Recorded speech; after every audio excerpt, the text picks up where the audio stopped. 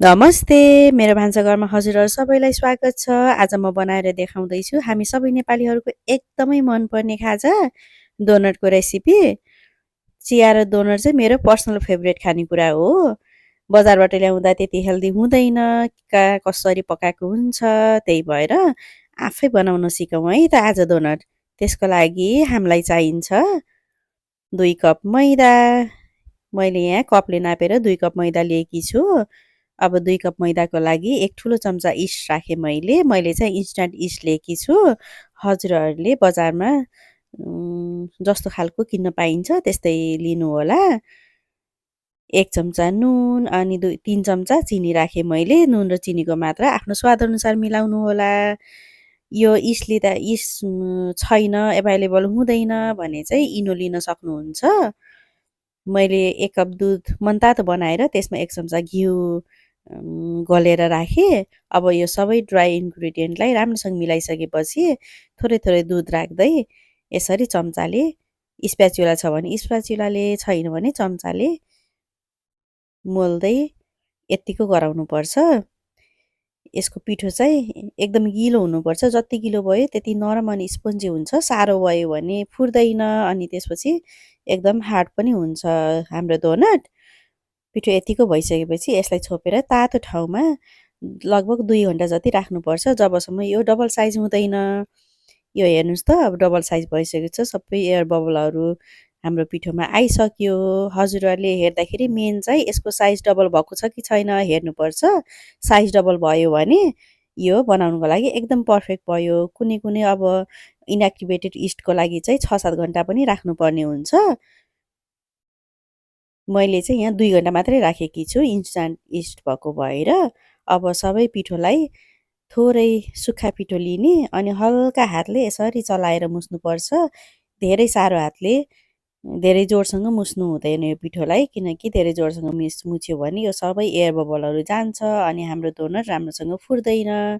अब सानो सानो गोलो लिएर बिचमा यसरी हातले प्वाल पारेर तान्दै यस्तो गोलो बनाउनुपर्छ।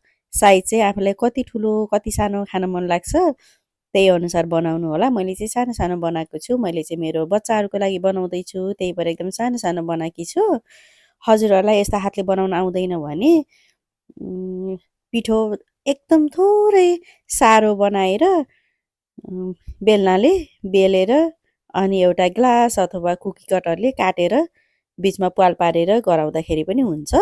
तर यसरी हातले बनाउँदाखेरि त्यस्तो झन्झट गर्नु परेन, एकदम सजिलो हुन्छ। मैले चाहिँ यसरी गराएकी छु। अब यो 2 साइड रातो हुने गरेर पकाउनुपर्छ। हाम्रो डोनट फुलेर कति राम्रो भएको छ। एउटा डोनट चाहिँ यो पिठो अलिक धेरै गिलो भएर हातमा चिप्केर राम्रो बनेको छैन। अब यो सबै रातो भइसकेपछि एउटा टिस्यु पेपरमा निकाल्नुपर्छ। यो हाम्रो डोनट बनाउँदाखेरि आगो चाहिँ एकदमै लो फ्लेममा हुनुपर्छ। आगो हाई फ्लेममा भयो भने तेल धेरै तात्यो भने यो डोनट जल्छ, भित्र पाक्दैन। यो पिठो हातमा चप्क्यो भने चाहिँ थोरै हातमा तेल लिँदै अनि यसरी हामीले बनाउनुपर्छ। पहिला गोलो बनाउने अनि प्वाल पारेर अनि यसरी तन्काउँदै तन्काउँदै आफ्नो साइजको डोनट बनाउने अनि दुईतिर रातो हुने गरेर यसरी पकाउनुपर्छ। अब मैले सबै डोनटहरूलाई निकालेर एउटा टिस्यु पेपरमा राख्छु।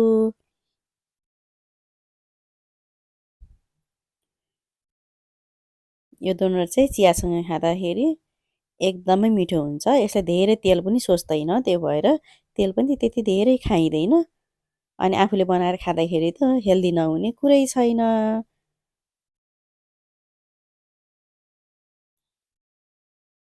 अब यही प्रोसेस रिपिट गरेर हामी सबै डोनटहरूलाई यसै गरेर बनाउँछौँ। आगो चाहिँ स्टिल सानै छ। अब फर्काइ रातो हुने बेलासम्म पकाउने अनि यतिको रातो भइसकेपछि निकाल्ने। अब हाम्रो सबै डोनटहरू बनेर रेडी भइसकेको छ। हजुरहरू पनि यसै गरी इन्जोय गर्नुहोस् है त। Happy cooking.